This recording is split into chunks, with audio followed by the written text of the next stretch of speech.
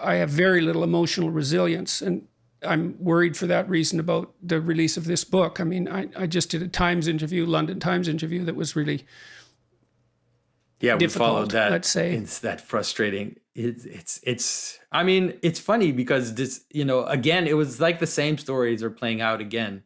This person goes after you, and then it just turns against that person, and it's just she's exposed for the fraud that she was being and during that interview, and so.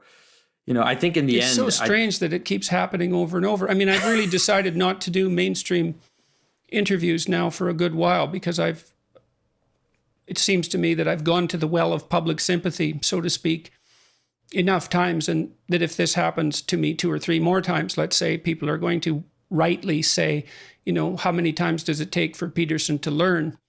And so I don't want that to happen. I mean, I've been... I feel an obligation to my publishers, obviously, to talk about the book. Although that interview had virtually nothing to do with the book. We hoped that I would be able to discuss my health issues with someone who would treat them squarely, and then I could ignore them from then on in. But that isn't what happened.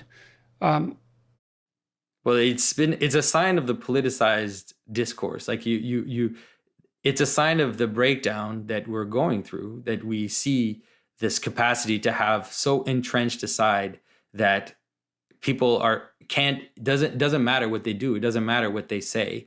They don't feel like they're responsible because in a way you're the enemy. And, and it's not just you, it's it's between different groups. But if you're the enemy, then everything is justified. And so, well, I think a huge part of this is driven by the desire to have an enemy. Yeah. It's very difficult to feel.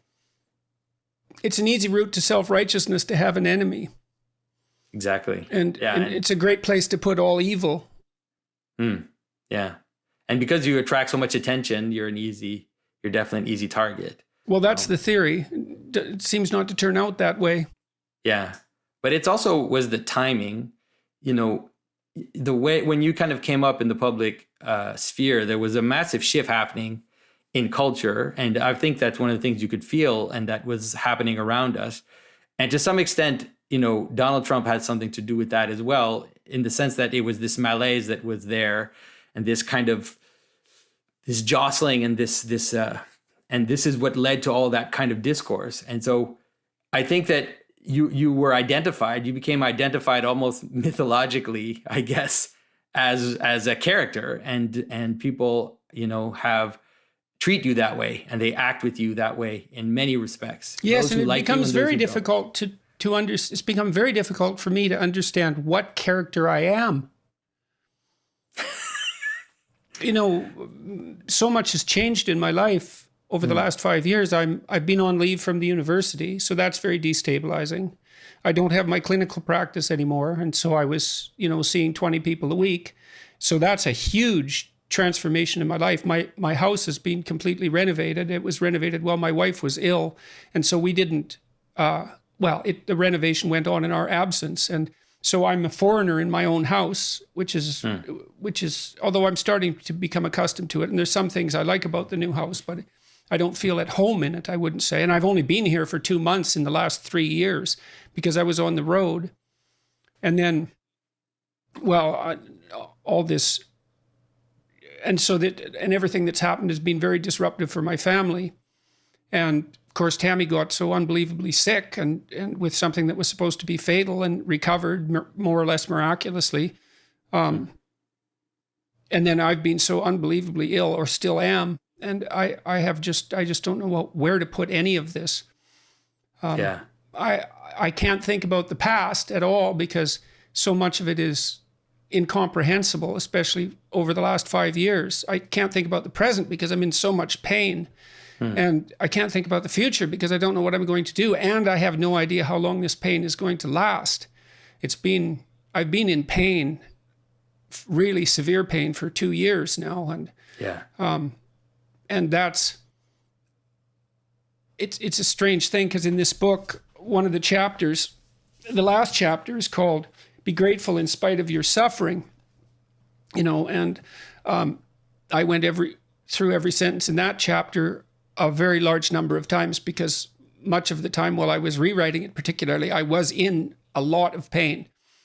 And like it's a pain level that's hard to fathom in some sense, because I would say every single day I have now is worse than any day I ever had in my life before I got ill. So, and then I know very well that adding bitterness to your malaise is a very bad idea. You know, it doesn't help.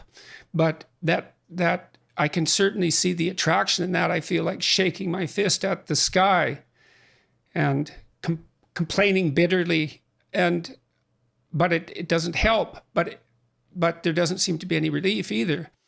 And so it's so perverse. It's shaken my faith, I suppose. I'm in this perverse position where my work has in principle helped so many people, and yet I don't seem to be able to dig myself out of my current circumstances.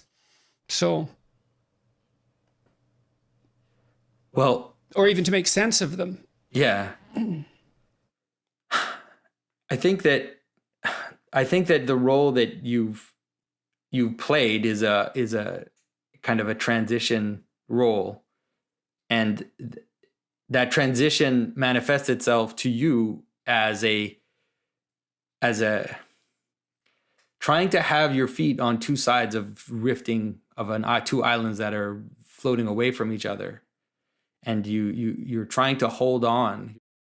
You're trying to kind of help people focus on the middle and help people avoid radicalization and avoid falling into camps in a manner that will lead to God knows what. And so I think that that's the role that you played. And it's been like, I've seen, for example, people transition through your work, transition from worlds, moving worlds. That's really what I've seen happen. It's more than just changing your opinion or changing your mind about something. It really is about changing the world you inhabit. And so that's a crazy role to play. And especially because, like I said, you have your foot, it's like you kind of have your one foot or one eye, let's say, looking towards, I would call religion, or looking towards Christianity or something like that. And then you have another eye, which is still very much immersed in a kind of secular humanism. And you have one leg that is, you understand people that are more left-leaning, you understand people that are more right-leaning. You have this capacity to kind of understand everybody, but that means that you make enemies on all sides too. Well, the overwhelming response that I've got publicly has been, I would say, traumatically positive.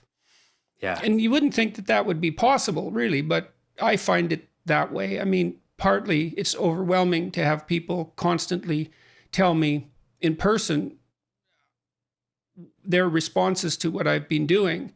It's very emotional, and I get caught up in that quite quickly.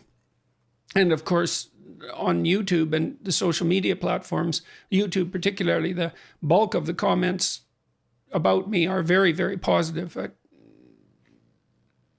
It's 99-1 often in terms of likes and dislikes. And it's too much. Well, I don't know